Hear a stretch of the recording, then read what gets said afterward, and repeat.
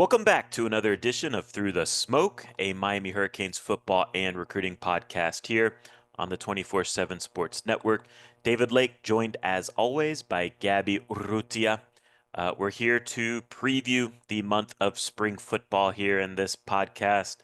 Want to have kind of a free-flowing conversation where we bring up different ideas or whatever we want to discuss that we're looking forward to or want to watch for during the month of spring football here coming up, with spring football starting on Monday. So, before we dive into things, want to highlight a couple of our sponsors, of course, starting with Canes Connection.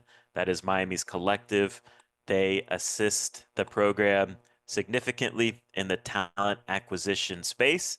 Got to have your collective on point nowadays to be a program that competes at a high level on a consistent basis.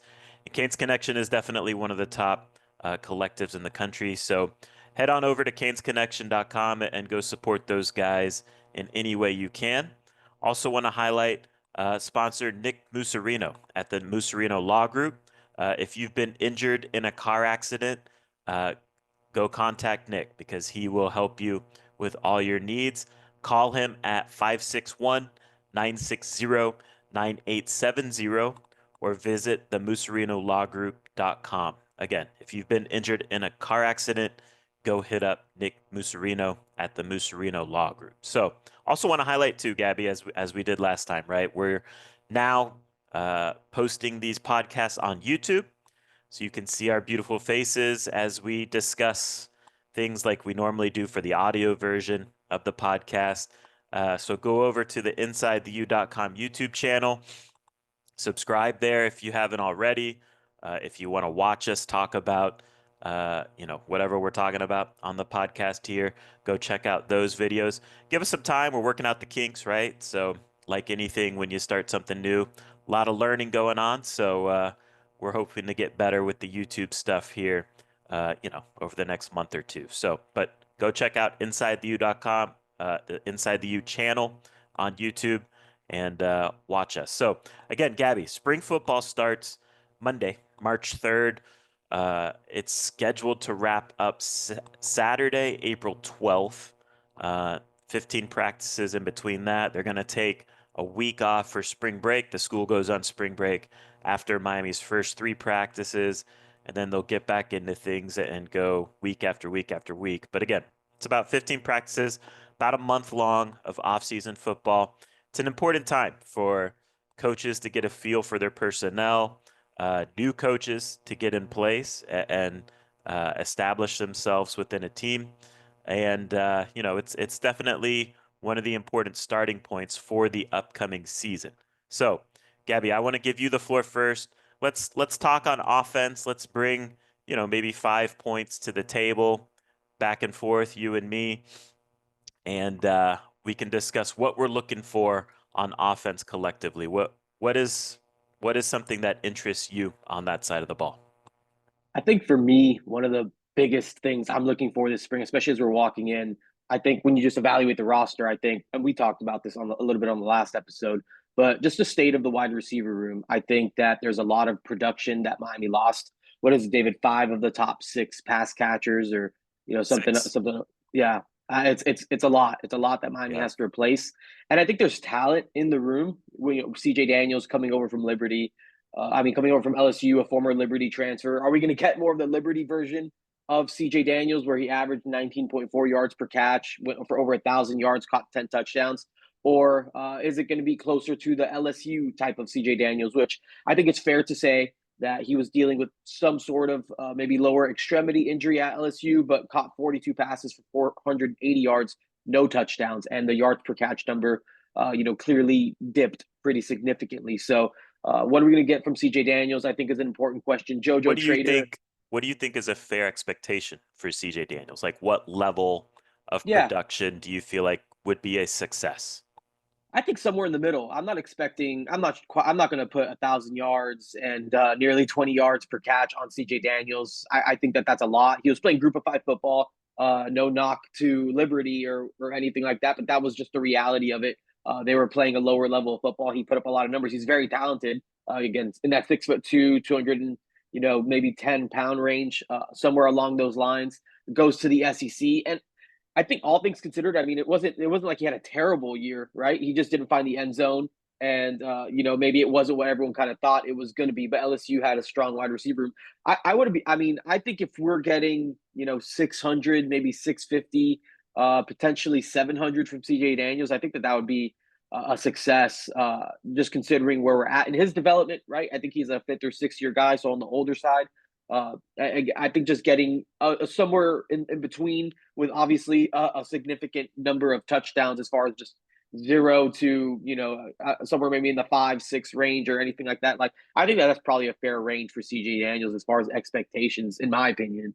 Yeah, I mean Isaiah Horton, those were his numbers essentially Yeah, last year, right? So and that's what I'm aiming for, right? Like I think somewhere in that Isaiah Horton range of production. 605, so 616 and 5 is what Horton did Yeah, last year. Now Horton, it's going to be a different offense, I think it's fair to say. So that context needs to be yeah, applied here because last year Horton was what? Third receiver right. in this offense. I think, this 2025 offense is gonna run the ball, put a strong emphasis on the running game, and build a passing attack off that run game.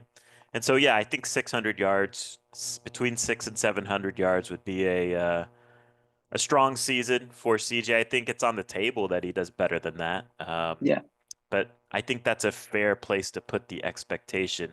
You're going into, you know, so we know what we got with CJ Daniels, right? right, Again, I kind of hinted on this last podcast. We'll see how available he is during the spring, right. because he is recovering from something that was sustained at LSU. So it provides an opportunity for other guys to come up and grab a Definitely. job. Who do you have your eye on in that sense? Yeah, JoJo Trader for sure. We saw what he's capable of during the bowl game against Iowa State. Again, had that 40-yard catch and run touchdown.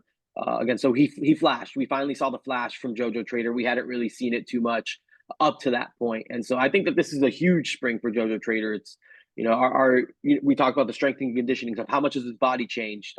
How much is he going to take hold of a huge opportunity? He's going to again be one of the primary pass catchers in this offense during the spring? Like how much does that help his confidence against how much momentum does JoJo Trader start generating as we work, towards fall, again the summer and then fall camp and then obviously into the season. Again, I think this is a huge spring for JoJo Trader as far as just taking hold of a job, like you really being able to earn a role. Again, you have that spring transfer portal window, which I think you can address issues if you need to. Or is Miami going to need to address maybe more than we think they will? And I think JoJo Trader has a chance to kind of put a stop to that to really again just cement himself as a guy who's ready to contribute and be a significant player in this offense and just have a significant role, be a go-to guy who can we last podcast you compared him, said he can be almost like a Jacoby George or maybe be a more productive type of Jacoby George in a similar role. I think that this is kind of the time for JoJo Trader to start taking hold of that and start, showing that on the field on a consistent basis. And again, I think he's more than talented enough to do it. Like I think we're both pretty high on JoJo Trader and what the talent is, but it's just got to come together and it's got to be sustained, right? We know that it's there, but he needs to kind of prove it on a day in and day out type of basis. And again, just really work at it and take and own a job because there's a huge opportunity right in front of him. I think he has wide receiver one potential. I Yeah, think this year he has wide receiver one potential. Um, and to me, that's the only question is the timeline. Is he wide receiver one this year or is it going to be next year? yeah, Um, and so, yeah, this spring is a big opportunity for him to show he is that guy. I think he can be, like I said last podcast, a more productive Jacoby George. He's more talented, I think, than Jacoby George. And I think Miami also needs him to take that step. So absolutely. Yeah, hopefully everything is done in that way to allow him to take another step. Give me two other guys you're watching at wide receiver this spring too, yeah, because look, I think even JoJo's a bit of an unknown, a bit of a question mark definitely. because the proven production isn't there, but the rest of the group even more so is an unknown. Yeah, I think just to bail myself out a little bit, I'm just going to throw the slot at it. I mean, just a Okay. slot in general. I think that group in general. with Ray Joseph being the kind of veteran returning guy, the guy who's maybe in line to take the job. But is he going to take it? Is this going to be the time that Ray Joseph actually takes the slot job? Because there's two guys behind him that are definitely pushing him in Nye Carr and true freshman Malachi Tony, who people are extremely excited about too. What does the slot look like, and who steps up there? Because again, I think with Nye Carr and Malachi Tony right on Ray Joseph's tail, maybe not even on his tail, it might be an equal playing field, honestly, going into the spring, just as far as that room just being wide open. Who takes it? Who takes it? And are we going to be again? We're talking about looking towards the spring window about finding an established slot. Is what's the state of this room, and is it good enough as is? Is there someone on in the room currently that's going to be able to, whether it's be a significant contributor and you still go get a guy, or someone who can just kind of you feel comfortable about what's on the roster and you take it. So yeah, I think it's obviously for a lot of reasons a huge spring for Ray Joseph, just because he's going into year 3 and it still hasn't really quite come together for him the way that we kind of thought when maybe Miami signed him. And then you got a really productive, former high school receiver in Nye Carr, who kind of started to take a few next steps as the season went on, and especially into bowl practice. There was a lot of good feedback on him. And then again, Malachi Tony, who's just an ultra talented, ultra productive player who, again, I think has the capability to push these guys despite being a first year freshman who was, who reclassified, who's just maybe 16, 17 years old. So I think the slot in general is maybe the position, at wide receiver this spring that I think may draw the most attention, just because of all the question marks and the productivity that Miami's gotten from the slot over the last 2 years with Xavier Restrepo. I just think it's too important to not have a sure thing there. Who would you predict ends the spring as the top slot receiver if you had to predict before any practices have Yeah, started? I don't know. I might. It's again, it might be hot takey, but I think Malachi Tony has a huge opportunity, just because I think all things are kind of equal right now. Like I think that this is pretty level, and I think we've seen a lot of Ray Joseph over the last 2 years, and again, I think It hasn't there, been good enough to this yeah, point. yeah. So, Frankly, that's the reality of it. And then Nye Cargan, I think I just maybe need to see a little bit more. yeah, But Malachi Tony's exciting. Like I think he's a good player. He's just a baller, man. Like the way he plays, he went back and played quarterback after quarterback went down. And he leads his team to a state title. Like that's just football player stuff. That just guys, you just throw him on the field, roll the ball out there, and he's just going to go be the alpha on the field. So I think Malachi Tony has a huge opportunity to potentially cement himself maybe as the guy there. Again, but who knows what that means for the spring window? And I would still, if that was the case, if we felt the best about Malachi Tony, I would probably still advocate for going out and getting a veteran, maybe more productive and proven slot, and allow Malachi Tony to kind of ease his way into things and maybe be a part of the rotation. would you be against, and this is just me throwing wild ideas against the wall, Yeah, right? Would you be against seeing JoJo Trader, seeing what it looks like in the slot? I wouldn't if we knew that there was another solid out. If we knew CJ Daniels was fully healthy and was going to be a baller, and I think if we knew for sure that Miami was going to go out and get another top outside receiver option, and JoJo Right. Trader's clearest path to the field was kind of kicking inside and playing the slot, which I think knowing the way that Miami Could be on the acquires table. talent, yeah, that definitely could be on the table. Hasn't something and that's not something I've honestly kicked around in my head, but now that you say it, yeah, I think that's He something has that the Miami should ability explore as well. to Yeah, play in the absolutely, slot. 100%. And I actually think that's a pretty good idea, honestly. Yeah, it'd be interesting. Also, too, look, I think Elijah Lofton you Yeah, could use as a pseudo slot, right? Like he's going to eat up snaps kind of as a, slot receiver type of tight end, right? So he's an option there as well. But yeah, for sure. wide receiver group is very interesting. Um, Also, the guys who are going to be throwing the ball to the Yeah, receivers going to be interesting. I think we gotta touch on that group too. So let's switch to the quarterbacks, right? right. Um, Carson Beck not going to play this spring, right? Because he's still recovering from his offseason elbow deal. Everything we hear, I think it's fair to say, Gabby, that everything's on track. But still, it's very early in the recovery process. But right now, everything's on track to do some sort of throwing. Now, how rigorous is this throwing? I don't know, but like maybe Mayish, he starts maybe soft toss if we're gonna go with a baseball term, Right. and work his way into things as the summer progresses. Everything seems to be on track with that recovery right now. Hopefully, there's no setbacks in the future. But with Beck being out, right, that provides an opportunity to other quarterbacks to show what they got with the first team. Um, so Miami currently on the roster has Emory Williams, Judd Anderson, and Luke Nickel, right? Um,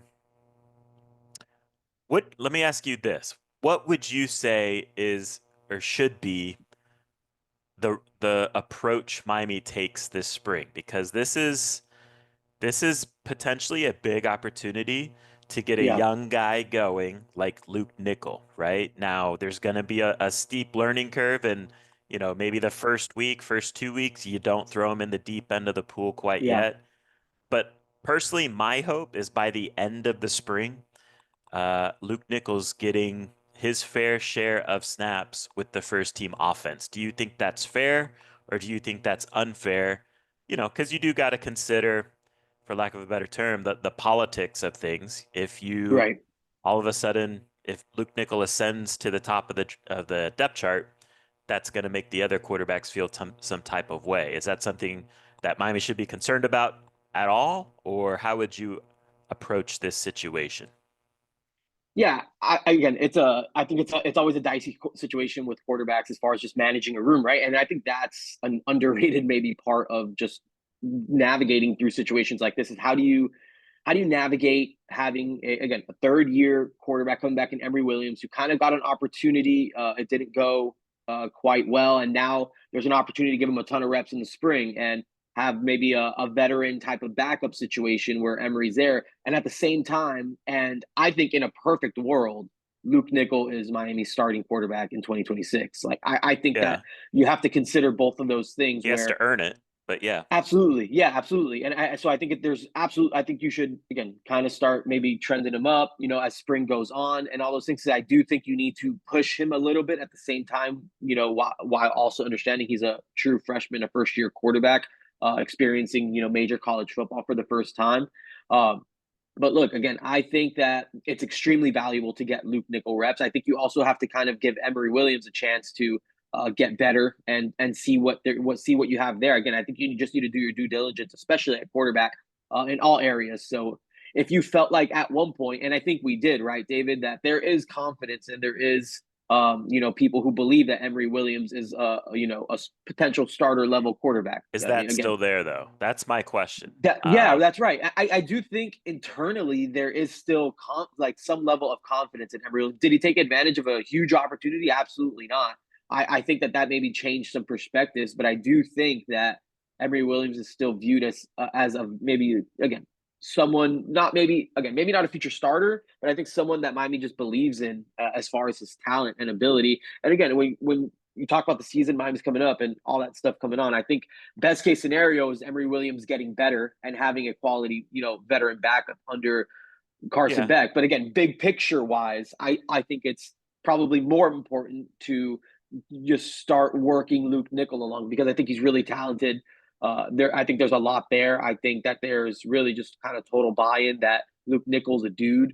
Uh, again, I think that I really do think that Luke Nickel's their guy. And again, in a perfect world where Luke Nickel answers the call, I think that he would be their quarterback in 2026 and they don't got to worry about it again for a few years. right. Because I don't think that Miami wants to, they can play it and they can obviously play it at a high level as far as the transfer quarterback game goes, going out and getting Cam Ward, coming back the next year, getting Carson Beck. They can play these games, but I think that they're also kind of dangerous games to play.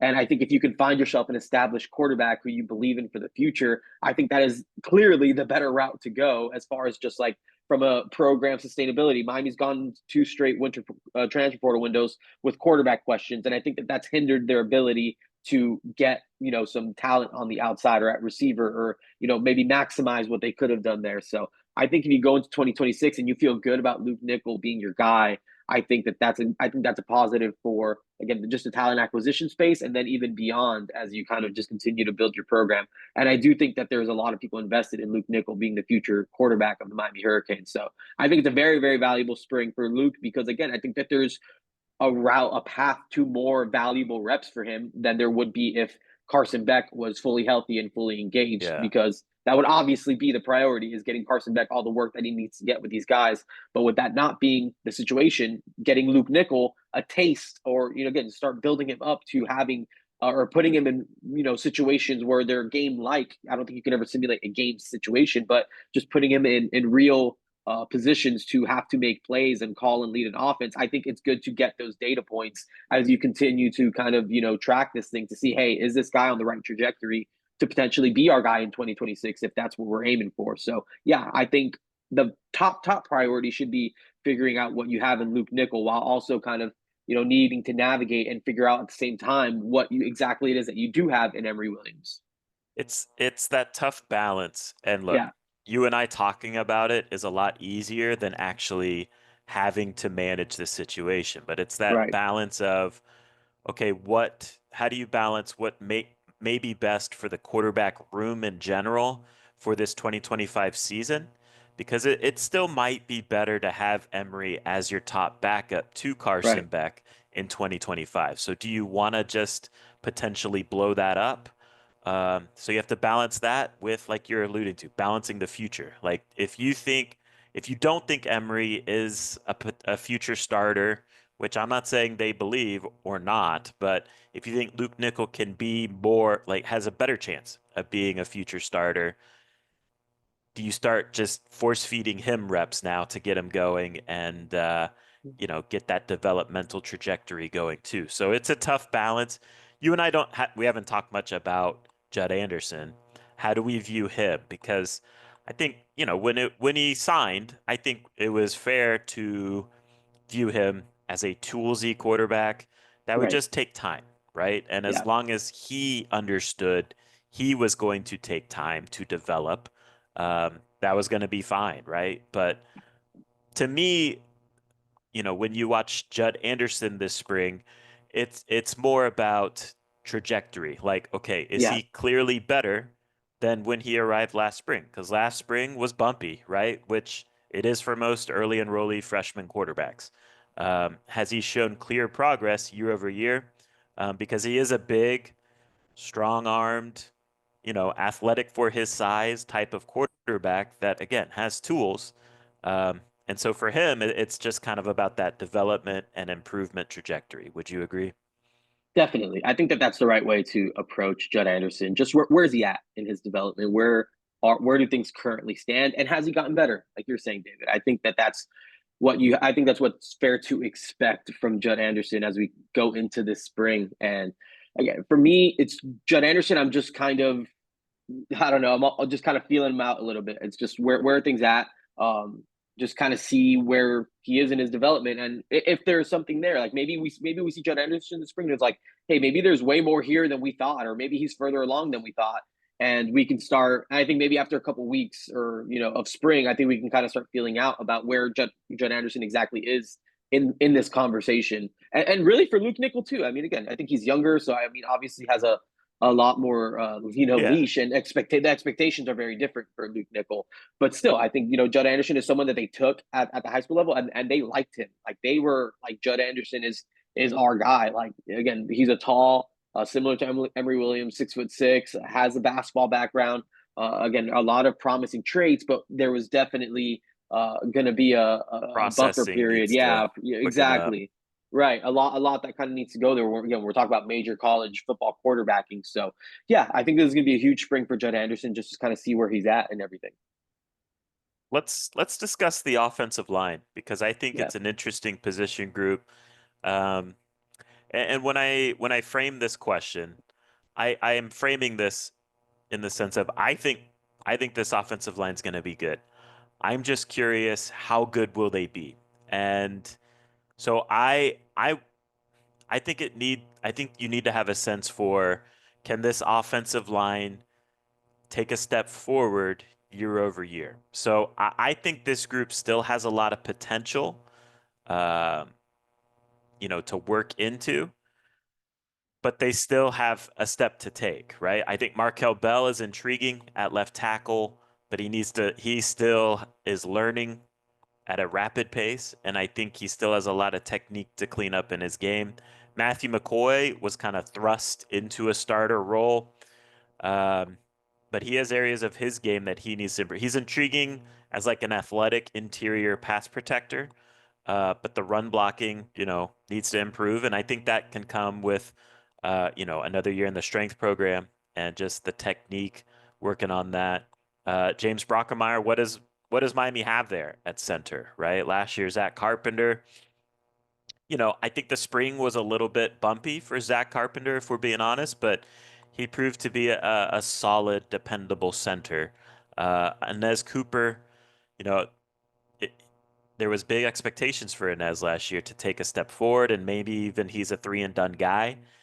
Um, the product on the field didn't necessarily bear that out, and so can he take that step forward this year?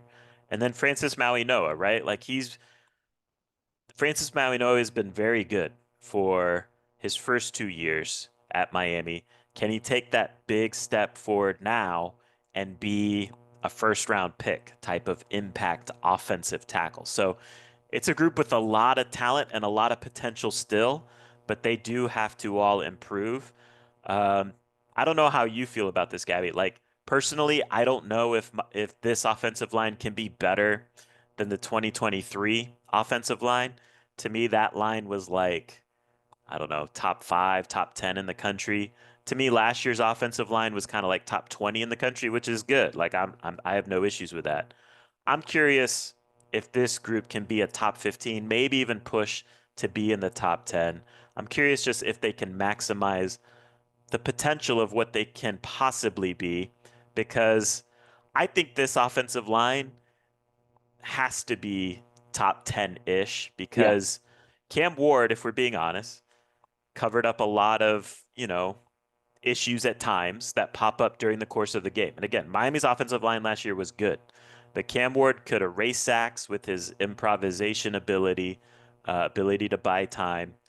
Carson Beck doesn't necessarily have that ability to nearly the same extent that Cam Ward has. Carson Beck, he's probably a little better at it than Tyler Van Dyke, but he's closer to a Tyler Van Dyke type in that regard. And, in 2023, Miami's offensive line provided Tyler Van Dyke with a ton of great protection, and he still failed.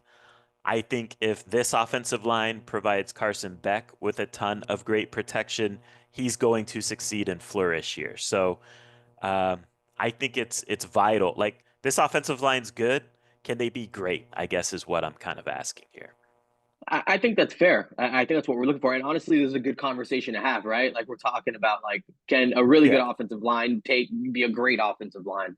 So again, I feel just in general good about where the offensive line stands going into spring. But it's true. I think all there are steps that each one of these guys need to take. Again, Markel Bell, there were absolutely flashes, but again, I think there's a lot of work to do there. I think even you talk about Matthew McCoy, he was thrust into a starting job after Ryan Rodriguez got injured in that Florida game. right, Like Ryan Rodriguez is back. Like, is there a right. is there more of a competition at left guard than maybe we're giving it than we're maybe considering, I Expecting, guess. yeah, Yeah, expecting. With Ryan Rodriguez coming back as an older guy, um, and Matthew McCoy again. I think that there's going to be. I think the offensive line is really good, and there's still room for competition. Like for example, with Ryan Rodriguez and Matthew McCoy and those guys. And again, and Francis Mauigoa, it's a question is like, are you going to be a really good tackle or are you going to be an elite tackle? And at right, times he's been elite, at times he's been good to really good. And if it all comes together for Francis Mauigoa, we're talking first round pick. Maybe he could be a top 10 pick. He could be one of the top yeah, offensive tackles drafted. There's a couple guys out there. I know PFF, Pro Football Focus, just dropped their top 5 returning offensive tackles in college football. They put Francis Mauigoa on number 2. And if you're the number 2 offensive tackle in college football, you're getting drafted pretty high. yeah, So again, I think that the ceiling is extraordinary for Francis Mauigoa, but I don't think he's reached it yet, and maybe he won't ever reach it in college. Like I think he can go on to have a very long NFL career, but again, if it all comes together for Francis Mauigoa and it clicks in year 3, I mean Miami could have one of the best offensive tackles in the country when it comes to the NFL, and again a 3-year guy. Um, so yeah, I think that there's a lot, and Nez Cooper certainly has to take a next step. James Brockermeyer, there's questions because we don't really, we haven't really seen it for ourselves, right? We've seen, you can watch TCU tape, but how does it kind of work in this offensive line. And I think even from, even too from a depth standpoint, again with the Ryan Rodriguez, and even considering like how far along are Tommy Kinsler and Samson Lola as far as like being quality depth guys. I think that that's something, because of the state of the offensive line room, that's something that we need, that we can look at too. We can kind of be nitpicky about the Yeah. 6 through 9 guys. And I think that's something really interesting about this offensive line this spring too, as Miami's, had time to stack quality bodies, through recruiting, guys with size, guys with ability. Just what does it look like for those guys, and how far are they as far as, and eventually their path to be getting on the field, or obviously worst case scenario type of stuff where they're thrust into roles, and are they prepared for those types of things? So the offensive line is super interesting for a lot of those What's reasons, and your even what's your confidence or comfort level with Markel Bell? Because I think his trajectory since he arrived has been yeah, impressive, you're right. but it's on the table that at some point it levels off. Yeah, And, you know, I like what I've seen so far from him, but he does need to continue to improve. Are you comfortable with Markel Bell at left tackle this year? I am. I mean, am I a 10, like certain that he's again, off to the NFL potentially after this year? Like, no, I think that there's still plenty that we need to see from him. But if I were rating it on a scale to 10, I'd probably say like a 7, as Yeah. far as like how comfortable I am. Again, just because I also, that upward trajectory, I think, is a product of a lot of the work that he kind of put in. And I think the fact that Yeah. he was as ready as he was when he was tells me that, he's still maybe on that upward trajectory, and there's still more. We got to remember, like Markel Bell was also a really, not in a positive way, big guy at one point before, as he was kind of in the junior college, and he's reshaped his body a ton. I think he's continuing to, put in the work as far as that goes.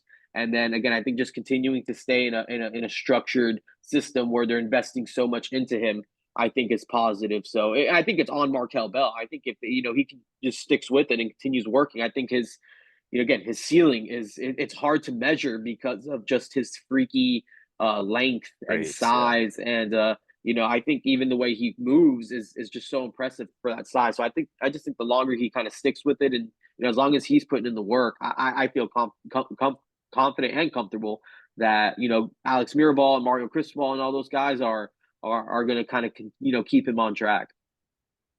Last thing I want to touch on, and then we can go to defense, or if there's something else you want to Yeah. touch on offense. But this is quick for me. But I am curious who steps up this spring and starts to fill the leadership void that's inevitably going to be left behind Right. from last year's group, right? You had Cam Yeah. Ward, one of the best leaders I've covered at Miami.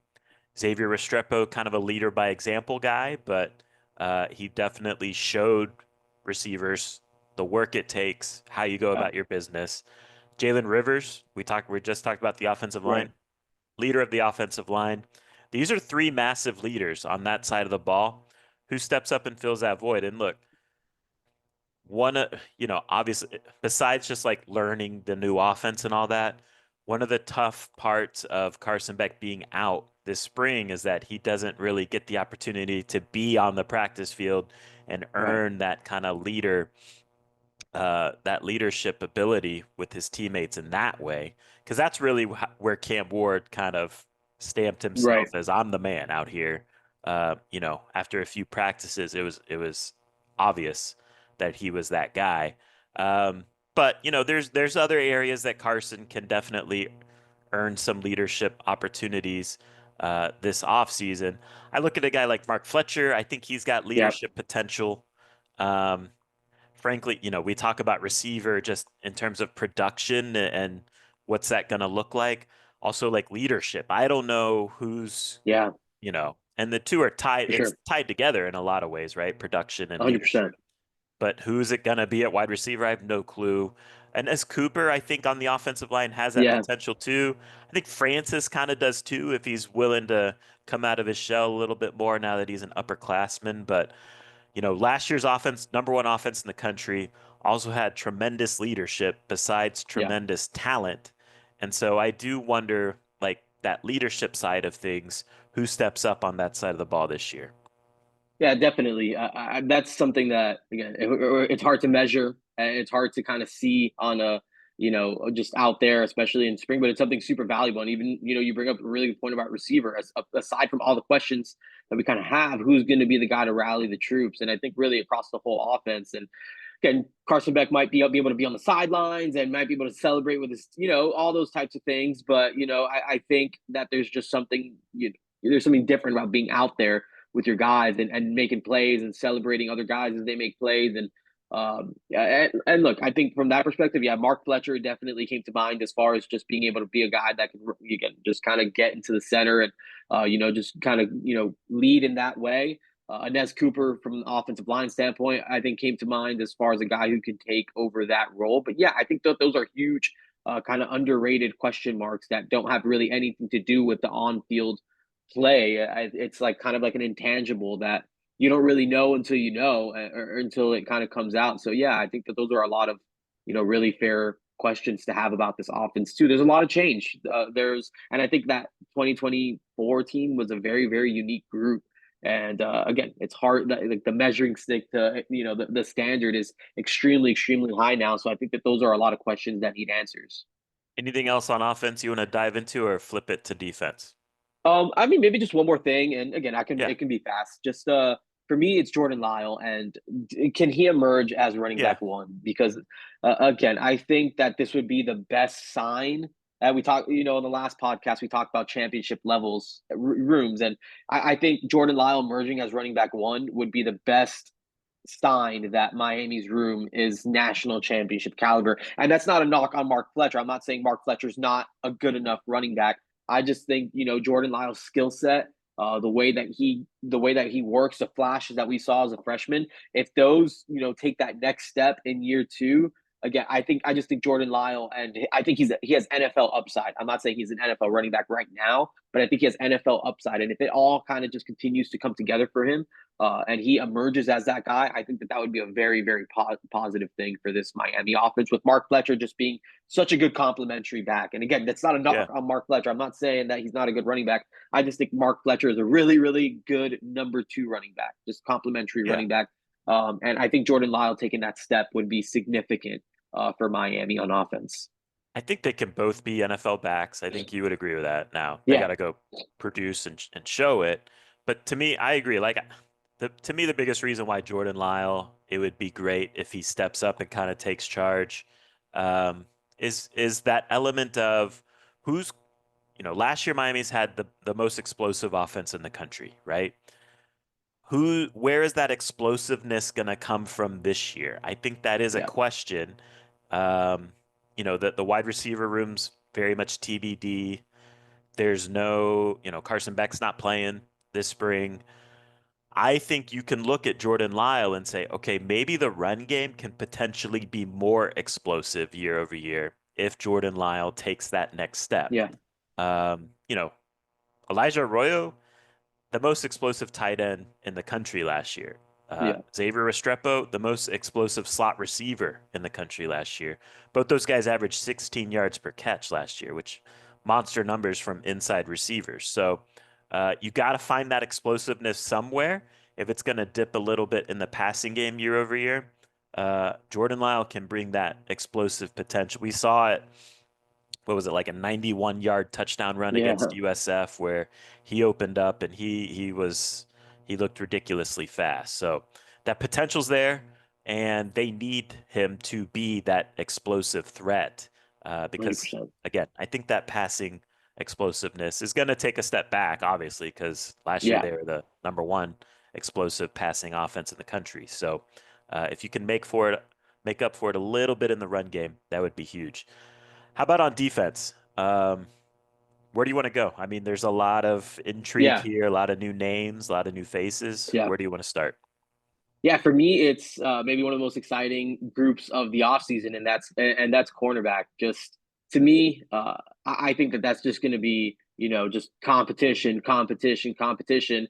There's only two outside corner spots. Not saying these guys all won't Yeah, play, how do you but manage it? I think yeah, it's interesting. yeah, I There's think a it's lot very of interesting. bodies. There's a lot of bodies, and it's like again, I think It's you brought in a lot of talented guys. I think you brought in 4 starter level cornerbacks. You bring in Xavier Lucas. You bring in Emmanuel Carnley. You bring in Ethan O'Connor. You bring in Charles Brantley. I think we feel pretty, You return certain. Frederic. You return Frederic. You Damari return Brown's Jamar still Brown. here. Yeah. Yeah, absolutely. Jadis might Yeah, still be recovering, but he's still yeah. on the team. Right. And it's just like, how do you navigate that? Again, I think we feel pretty good about Charles Brantley maybe being at nickel, but then you got a legitimate, like, I think you're probably 4 starter level guys deep, which is a really good problem to have. Like, I'm not complaining about that, but it's just like the cream's going to rise to the top. Like, who's it going Right. to be that steps up and really just kind of takes hold of those starting outside jobs? And again, I think it's going to make everybody better. I think it's going to push everyone in maybe in more ways than any other room. I think that's going to be the room with the most competition on the team. And just what is that going to look like? Like, who's going to step up and just be like, I'm the guy of the guys? So I think it's gonna be a lot of fun, man. I'm really excited to watch Xavier Lucas roll. People are super, super excited about Ethan O'Connor. Of Yeah, course, you he's got getting OJ. buzz. Ethan Yeah. Oh, O'Connor's getting buzz. yeah. They love Ethan O'Connor. When they got him, that they all the transfers were kind of on campus at the same time, and Dave Carson Beck got there. I had someone telling me like Ethan O'Connor is a future, high round draft pick. Like they think Ethan O'Connor is the real deal. Then you got OJ Frederic, who just Right. performed for you. It's going through his first spring ever because he didn't get that last year. So unique opportunity for him to continue to work on his body, get bigger, faster, stronger, better, all of those things. And then you got Damari Brown, who was a starter for you last year before he got hurt and missed essentially the rest of the year. And then again, Carnley, who started at Arizona, opposite of Takario Davis, who's a potential NFL guy for himself. So it's just like there's a lot that we need to learn about this room as far as just like who's going to step up and who's going to answer the call of competition and take a hold of those jobs, because there are legitimately 4 guys who I could see being starters as far as outside corners, but you got really 2 spots. So yeah, it's going to be super interesting for me to see how that cornerback room shapes up. I'm super excited to watch that room. I'm curious. I don't know. Maybe this is opening up a discussion that, is a little touchy, but I am curious because, again, there's so many corners. Yeah. I'm curious if any of them get looks at safety Yeah. to get on. That was my second point. Does a cornerback transition to safety? And I think that's a fair question. Who are the cornerbacks? This is just our opinions, right? Yeah. Who are the cornerbacks you think might make sense to do that? I think Damari, would you Yeah. agree? Yeah. I think would probably be my number 1 candidate, just body type wise, right? Body type, speed. Like I Yeah. just think physicality, like he's a safety to me. Again, I don't know if he's like fully healthy for this spring, but Jadis Richard, I think, Yeah. um, you know, has those same Right. checkpoints. And again, like I haven't seen him in person like you have, I think, but Yeah. Emmanuel Carnley might have some safety potential too, just with his body type, Yeah. length. Is he Yeah. too He's just skinny or long. is I he think so. I think he's okay? probably a little maybe too narrow So he's a corner for build. that. Yeah. I think he's definitely more of a corner build. So yeah, I mean, look, you're looking at Damari, you're looking at Jadis. Does it make sense for those guys in their careers to go to Yeah. safety? Uh, again, I would keep Xavier Lucas at corner, Right. but if he can get on the field at safety, I mean, he's got kind of a Yeah. thicker build to him Yeah, as well. I think he's an interesting one. Depending on again, I think they have to maybe build him up a little bit, but he's definitely a thicker guy with length and speed and all of those things. But he could also be a high upside corner. Like I think he's kind of a Right, wild card in all of this, as far as just like he probably would make this. He might make the smoothest transition to safety, but he also might be your best corner. right. So I think Xavier Lucas is a really interesting piece in all of this, just as far as just where they decide to kind of place it.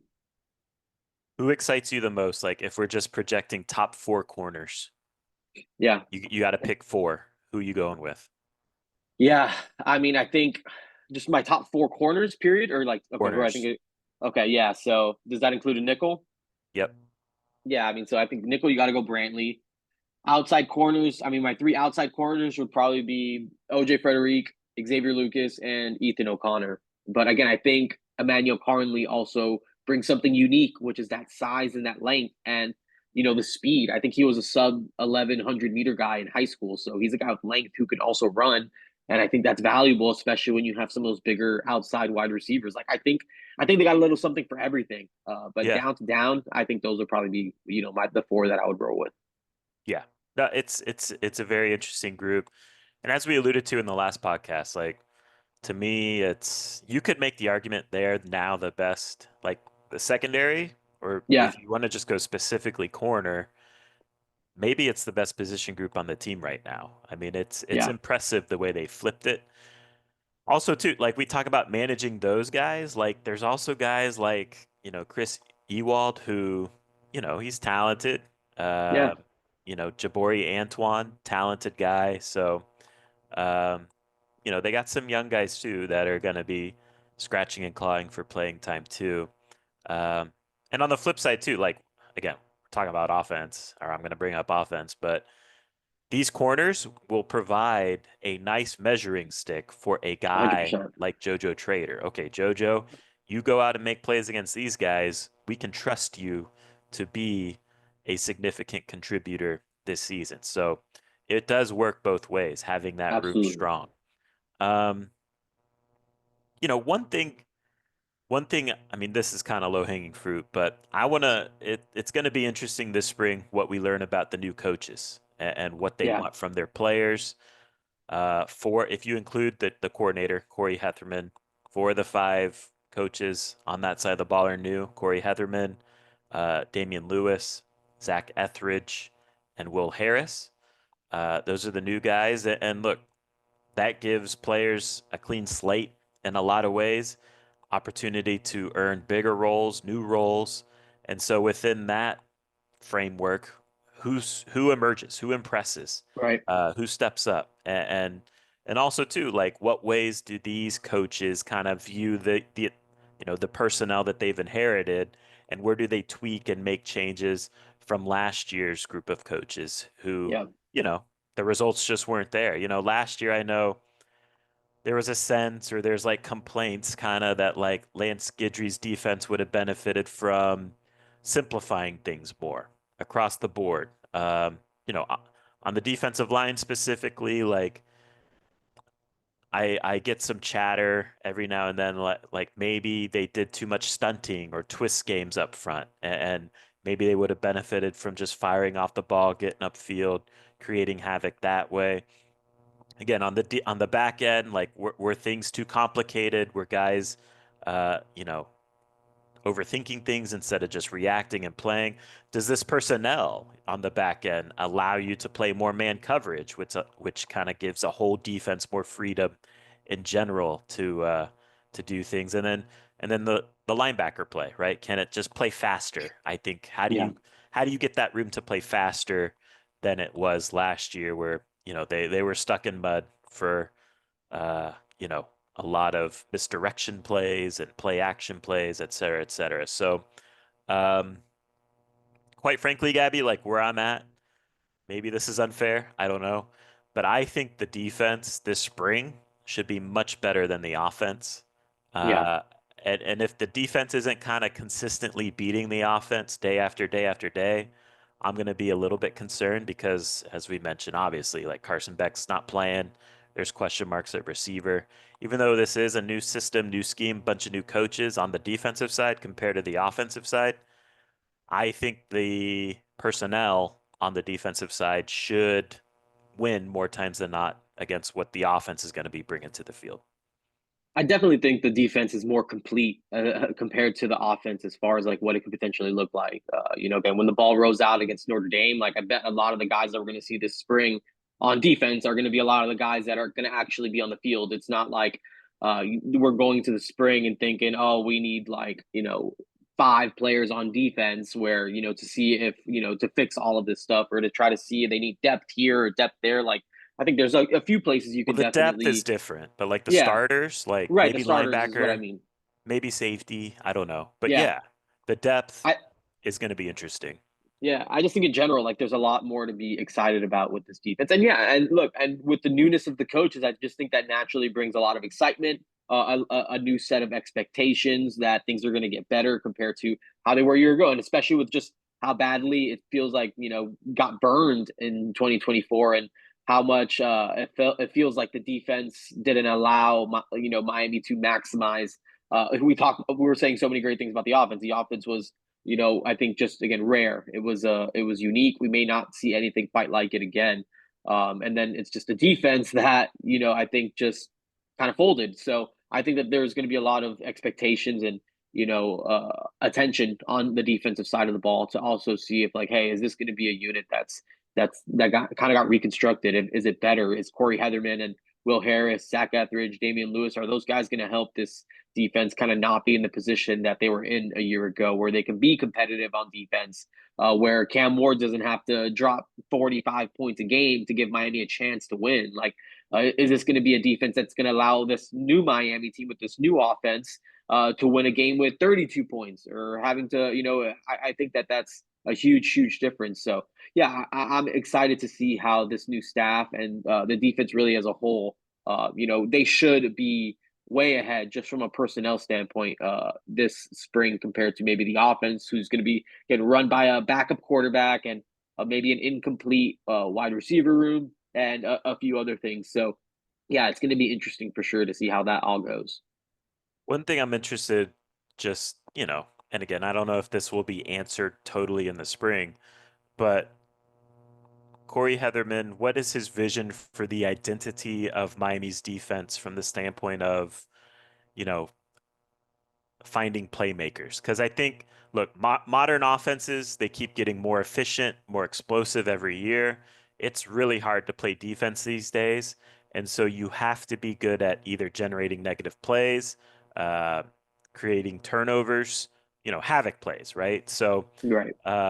you look at the Final Four of the college football playoff this year. You had teams like Texas, Penn State, Notre Dame that were really good at intercepting the ball. I Yeah. think they were all like top five in the country in that metric. And then Ohio State was really good at uh, generating sacks, so getting after the quarterback. And all those teams were pretty good, but I'm talking about like elite numbers in those metrics. And Miami just never, they were okay at like picking off passes. Mish Powell certainly stepped up in that Yeah. regard and provided some of that. The sack metrics, Miami didn't finish off sacks that could have been sacks. So that's an area that they need to improve. But I'm just curious, like you look at Minnesota, they were really good at picking off passes last year. And I think they were a team in general that would drop back into tricky coverages a lot. But I think my impression is Hetherman is a guy that really adapts his scheme to his personnel. And so I'm curious just what he thinks about what he's inherited and, what he shows on the field in terms of like, okay, this is the best way to try and generate those havoc plays. You have guys like Ruben Bain can wreck a game up front when he's fully healthy.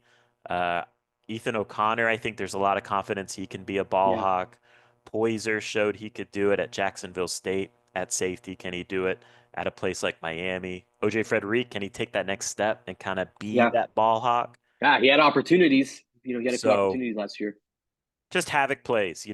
It's so important in this modern age of college football where, again, quarterbacks, a lot of quarterbacks are around that 70% completion mark.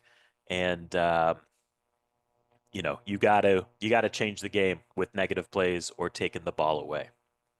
Yeah, no, I'm definitely with you. Yeah, I mean, again, I think what Corey Heatherman and these guys do with it's going to be interesting to see how they kind of end up dialing it up. I think what would be best case scenario? Like, you look at this defense, you evaluate this defense from a personnel standpoint. Like, would you prefer this to just be like a straight up like man coverage? Because it feels like that's how they're building it, right? With I going out would and do getting all that. these corners. I think they see the You value got to because, see how it looks, but yeah, yeah, you gotta, I think that's what a lot of these teams, like, I think that were playing in the college football playoff too. Like Notre Dame played for a national championship. They played primarily man coverage, right? Like there was gotta have just like good corners to do that. Yep. Christian. I mean, Benjamin Morrison too. He got injured, but yeah, really good corners. And I think that that's the path to, being able to do a lot of the other stuff. And again, just considering the way Miami went about the cornerback room this offseason tells me that that's what they would like to be on defense. I'm just curious if that's what they're going to end up doing. Agreed. Yep. Yeah, And we'll learn, if they feel that way during the course of the spring is for kind of sure. what I'm getting at. Yeah. Anything else? And then we'll get out of here. Last point on defense. What you got? Yeah, for me, just the young defensive lineman, right? Again, I think Yeah. We know who Ruben Bain is. We know who Akeem Messidor is. Got two veterans. I think that there's a lot of young defensive line talent on this roster, and I think a lot of those guys need to again, or just like who's going to step up, who's going to start kind of coming together to be a contributor. Justin Scott, for example, again, we saw the flashes from the Yep. former 5-star in his first year, never got a spring. He got there in the Yep. summer. So I think that this is a big spring for Justin Scott to, usually he's playing basketball at this time of year. This is going to be the first time he goes from football, like stays in football after football season. So I think it's a unique opportunity for him to continue to build up his body. He's not going to trim off some of that weight to kind of get into basketball shape. And we know that he's a dancing bear on the interior. Yeah. Like we know that the ceiling again is so high for him. So what does it look like for him? In his first full spring after his true freshman season. I've spoken at length about how I'm a believer in Armando Blunt and everything that he's doing. Like, where is he at?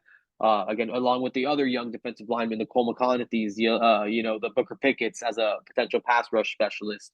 We know Marquise Lightfoot and Elias Rudolph are guys that are going to continue to need to put on weight. But Hayden even Lowe. guys, right? Hayden Lowe. Did you see that photo of Hayden Lowe? I haven't seen Of it. Yeah, I guess they did Workout just like stuff. like the workout stuff, but it's like, they're kind of like shirt off against like the Right. measurement thing, and it just like he looks like a college junior. Like he's built like a potential like upperclassman type. Like he is a freak show talent. Like is Hayden Lowe maybe like good to go? Like is he gonna not need a ton of time to get rolling? Like is he just gonna be a potential early impact guy? Not saying he's a starter, but a guy that you can depend on to be a part of the rotation because physically he looks the part. And I think again, obviously huge difference, but what we saw on that senior tape is extremely impressive. He's another guy that the arrow is definitely pointing up from a developmental standpoint. And again, he looks like $1,000,000 as far as what you want a pass rusher to look like, especially at this early stage of the process. And even younger or guys that we haven't seen or other body types like an Artavius Jones, who we know again kind of checks off the boxes physically. We know he's one of the strongest guys on the team, but is that going to translate onto the field? And are you going to have another dependable interior body or like a Josh Horton type who just has either had the injury bug or hasn't really clicked for him? I feel like he hasn't really had that time where he's been able to, truly be a factor on this defense. If he's someone that can get healthy, and is there something there with Josh Horton? Because if there is, I think that's just a Right. little bit more again along the interior as far as just looking the right way. If both those guys are able to contribute in some way, you're going to have 4 or 5, interior bodies that are essentially 6'3", 300 plus pounds. Like I don't remember the Right. last time we've really had that here. I think that's something that's taken time. And again, where are those guys in their development? So for me, I think that this is a really a big spring for those young defensive linemen to see who's, if any of them are ready or taking some notable next steps. You could argue, so obviously you got to see how the cornerback group looks, right? How the cream rises to the top there. I think after that, in terms of like specific development from a position group, you could argue the depth of the defensive line is the most important thing to watch for because they they invested heavily into, you know, on paper, what could arguably be the best defensive line recruiting class in that 2024 cycle. And now they need to start getting some return on that investment. And so the hope is that starts showing this spring. What would be a success for you? Let's just keep it to that 2024 class. Yeah, If how many guys emerge as like rotational guys that let's put it at 250 snaps. How many of those guys do you need to play 250 snaps to feel like it's a success? In yeah, terms of those young guys being ready.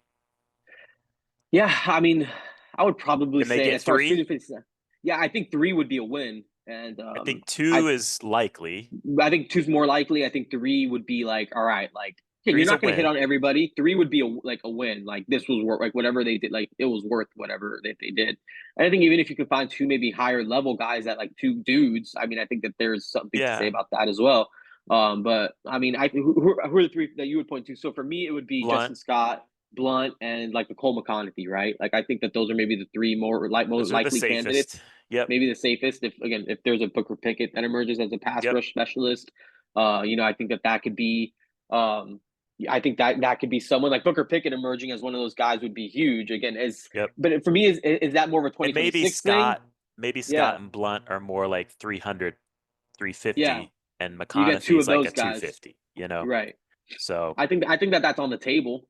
I think yeah. that that's on the table, and I think I even th projecting in 2026, I think that there's I think you can get up to yeah, more of that four. group. Yeah, Right. yeah. I think more of that. I think that there's still room for those guys to grow. I'm not saying all of them need to be ready now, right? Like I Right. just think for now, I think we need to see at least I think three of those guys being key contributors to the rotation would be I think a success. The win. Yes, I Yeah. agree. All right, let's get out of there on that note. Again, spring football starts Monday. Check out InsideTheU.com. We're gonna have a busy few days here as well in terms of recruiting stuff. There's a big Under Armour camp in Miami on Sunday, so check out the website for updates from that. And going up to IMG today. We're recording this Thursday, so gonna check in on those guys, see how they look. So appreciate everyone for listening. Again, check us out on YouTube. Go subscribe over there, Inside the U channel. And till next time, take care.